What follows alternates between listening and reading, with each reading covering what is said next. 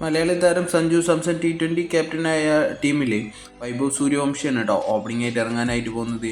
20ാമത് Asian games ഈ വർഷം September 19 മുതൽ ഒക്ടോബർ 4 വരെ ജപ്പാനിൽ നടക്കാനിരിക്കുകയാണ്.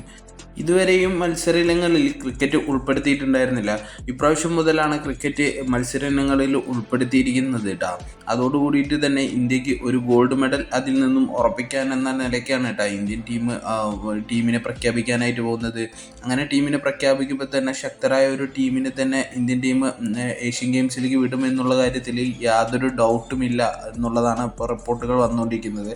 അങ്ങനെ ടീം വരികയാണ് എന്നുണ്ടെങ്കിൽ ഇന്ത്യക്കായിട്ട് ഓപ്പൺ ചെയ്യാനായിട്ട് പോകുന്നത് വൈഭവ് സൂര്യവംശിയും അഭിഷേക് ശർമ്മയും കൂടിയാണ് എന്നാണ് റിപ്പോർട്ടുകൾ വരുന്നത് കേട്ടോ.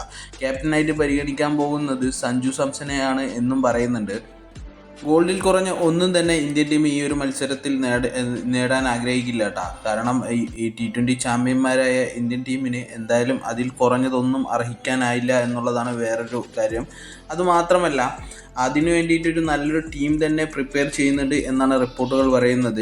സൂര്യവംശിയും അഭിഷേക് ശർമ്മയും ഓപ്പണിങ്ങിലേക്ക് കടന്നു കഴിഞ്ഞു പറഞ്ഞാൽ ക്യാപ്റ്റനായിട്ട് സഞ്ജു സാംസൺ ടീമിലേക്ക് വരികയും 4ഉം 5ഉം 6ഉം സ്ഥാനങ്ങളിലേക്കായിട്ട് രജത് പട്ടിദറും തിലക് വർമ്മയും ധ്രുവ് ജുറലും വരുന്നുണ്ട്.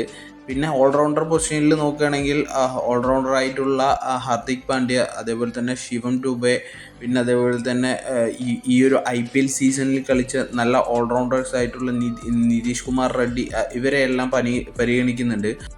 ബോളിംഗ് സെക്ഷനിലേക്ക് നോക്കുന്ന സമയത്ത് ജസ്പ്രീത് ബുംറയെയും മുഹമ്മദ് സിറാജ്, അതേപോലെ തന്നെ ഇന്ത്യയുടെ മുൻ ഫാസ്റ്റ് ബൗളറായിട്ടുള്ള ഒരുപാട് കാലം ടീമിൽ നിന്ന് മാറി നിന്ന് ഈ ഒരു IPL നന്നായിട്ട് തിളങ്ങിയ ഭുവനേശ്വർ കുമാർ ടീമിലേക്ക് വരുന്നതും, പിന്നെ അതേപോലെ തന്നെ അർഷ്ദീപ് സിംഗ് എല്ലാം ടീമിലേക്ക് ഉൾപ്പെടുത്തുന്നതായിട്ടാണ് റിപ്പോർട്ടുകൾ വരുന്നത്.